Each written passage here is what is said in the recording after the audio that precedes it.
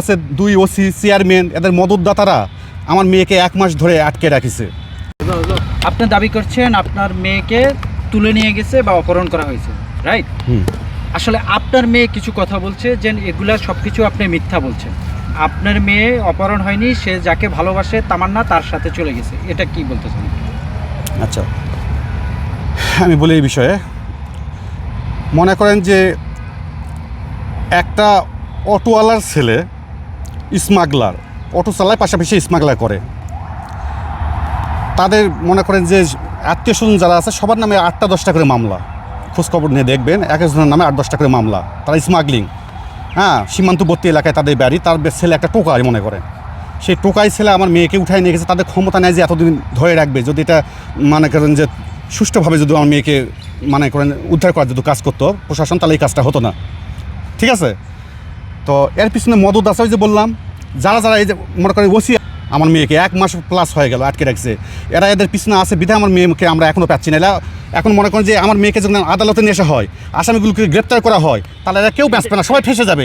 এই জন্য আমার মেয়ে তাদের স্বার্থ কি? তাদের স্বার্থ এখন হচ্ছে এই যে আমার দাঁড়াও, তাদের স্বার্থ এখন যদি আমার মেয়েকে কোর্টে নিয়ে আসে আর আসামিরা যদি গ্রেপ্তার হয়, আসল কথা তো উদ্ঘাটন হয়ে যাবে কোর্টে।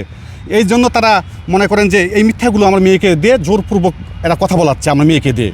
কারণ আমার মেয়ে তো অনেক ভালো, আমার মেয়ে তো এরকম ধরনের কথা বলবে না। মানুষকে জোরপূর্বক যদি কথা বলানো হয় তাহলে তার স্টেটমেন্ট দেখলে বোঝা যাবে।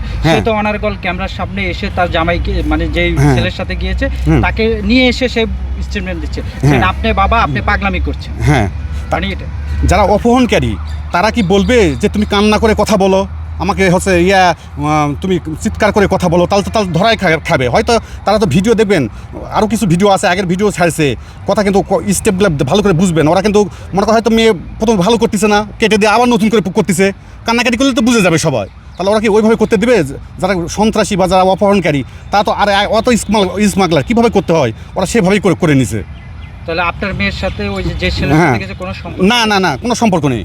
তাহলে দুইবার কিভাবে যায়? আপনার মেয়ে যখন প্রথমবার এরকম একটা ঘটনা উঠছে, তাহলে আপনি কি বাবা হিসাবে ব্যর্থ যে আপনার মেয়েকে আপনি নিয়ন্ত্রণে রাখতে পারেননি? না, আমার মেয়েকে আমি ঠিকই নিয়ন্ত্রণে রাখছি। কিন্তু পুলিশের গাফিলতির কারণে আমার মেয়ে কিডন্যাপ হয়েছে 2বার, একবারও হতো না। এটা একমাত্র পুলিশের কারণে। ওই ছেলে যে মনে করেন আমার মেয়েকে গ্রেপ্তার করলো, আমার মেয়েকে মনে করেন অপহরণ করলো, তাহলে ওই কি উচিত ছিল ওই ছেলেকে যেহেতু কোর্ট থেকে অর্ডার দিয়েছে তাকে গ্রেপ্তার করার জন্য, ওই ছেলেকে গ্রেপ্তার যদি করতো আর সাজা পেতো তাহলে ভয় পেতো আর জীবনে এই কাজটা হতো না। সে তার ওই যে মনে করেন চার্জশিট থেকে নাম বাদ দিয়ে দিল, তারপর আসামি গ্রেপ্তার করলো না, ওরা তখন আমাদের কিছুই তো হলো না, আইনে তার সাজা হলো না। ওরা তখন আরও ব্যাপার হয়ে উঠে গেল, ব্যাপার হয়ে আমার মেয়েকে আবার উঠাই নিয়ে গেল। ভাই আপনি বিয়ে কয়টা করছেন? ভাই কয় বিয়ে করছেন আপনি? কেন আমার বলতে তো একটা হয়, আর এটা তার মা, তার সৎমা বলে পরিচয় দিচ্ছে তার এখানে। ঠিক আছে? এই যে আমার ওয়াইফ, আমার ওয়াইফ, আমি বলতেছি এলাকার লোকের কাছে যাই শুনবেন যে সে সৎমা না কি, এটা আপনারা সবাই করবেন। যদি এখানে বলে যে এটা সৎমা, এটা যদি প্রমাণ করতে পারে তাহলে এখানেই দেখেন একটা মানে যে মা 10 মাস 10 দিন পেটে রাখলো, সেই মাও সে মিথ্যা কথা কীভাবে বলতে পারে, ওরা কীভাবে মিথ্যা কথা বলাচ্ছে। তাহলে এটাই যদি একটা প্রমাণ করাতে পারেন আপনার, তাহলে বুঝতে হবে তারা প্রত্যেকটা কথা মেয়েকে দিয়ে মিথ্যা কথা বলাচ্ছে। যদি সে সৎমা যদি কেউ প্রমাণ করাতে পারে, কোনো আদালত মানুষ বললে তো হবে না, এটা তো বলতে হবে মেয়েকে উদ্ধার করে কোর্টে এটা প্রমাণ করতে হবে। সে সৎমা যদি বলে আমার মেয়েকে আমি নিব না, আমি মেয়েকে ওখান থেকে রাখে আমাকে যে সাজা দেবে সে সাজা নিব, আমি মেয়েকে আমি দাবি করবো না যেটা আমার মেয়ে, যদি সৎমা প্রমাণ করতে পারে। তামান্নার সৎমা তাকে নির্যাতন করতে, সেই জন্য তিনি চলে গেছেন এবং তিনি এখন তাকে বিয়ে করছেন। তিনি এখন ভালো আছেন। বলছে যে তার যে আমরা ভিডিও বার্তাটা দেখলাম, সে বলছে যে আপনার আর পাগলামি করতেন না, তার আর খোঁজখবরও বা ওইভাবে করার দরকার নেই। তাহলে আপনি এটা কন্টিনিউ করছেন কেন?